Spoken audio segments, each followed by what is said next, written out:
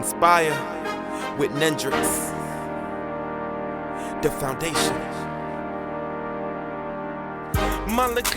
Hello, Embracing Arms community. This is Dr. Danielle Harrison with Your Best Life, coming back to you with another 5-minute quickie. Just want to share some reflections with you today. Listen, if you guys have issues with control, you may want to kind of figure out a way to manage that. Some people really have an issue with not having complete control over situations. And when they don't have the control of the situations, they lash out. And quite honestly, I think that the more that you lash out in those situations, the less control you continue to decrease the level of control that you could have if you just pause enough to regroup and regain what little bit of control you have in that particular situation. You know, I'm a firm believer that I don't want to invest a lot of energy in trying to control things that are completely out of my control. I want to focus on those things that I can control. And the things that I can't control, well, I want to change the situation, but I don't want to necessarily control it, right? Because you just lose your mind trying to control the situation. And I'm finding that a lot of people that I've interfaced with over the past couple of years, like, they have issues with being in complete control. And the moment that they're not in complete control, it becomes a huge problem. Tap into that. If you are a person who is super anal about, time management for other people, and that when people are late or you're late, you are completely out of your mind. That's a control issue. That's not really about time management, in my opinion. If you disagree, comment below. Share your reflection.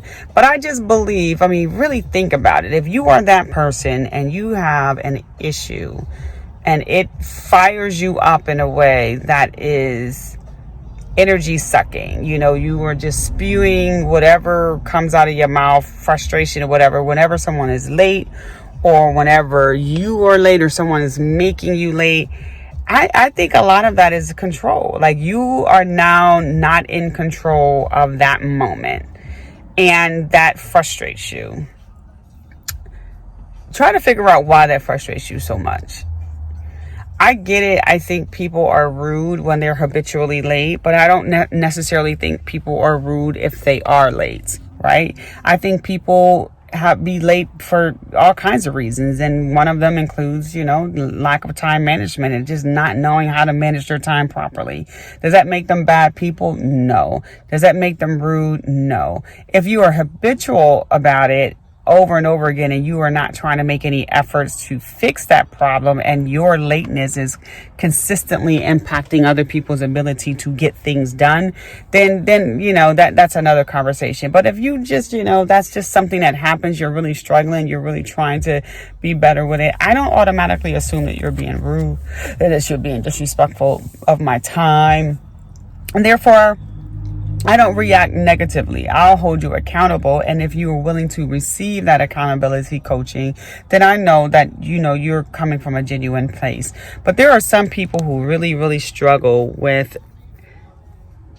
people being late, things not going in the way that you planned it in your head, change. Some people really struggle with change, big time.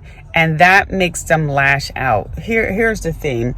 If you show up for an appointment and you were told that it was going to be at one place and it ended up being somewhere else, and now you're going to be late, you snapping out on a person who's giving you that message is not going to help you, right? That's only going to make it worse for you.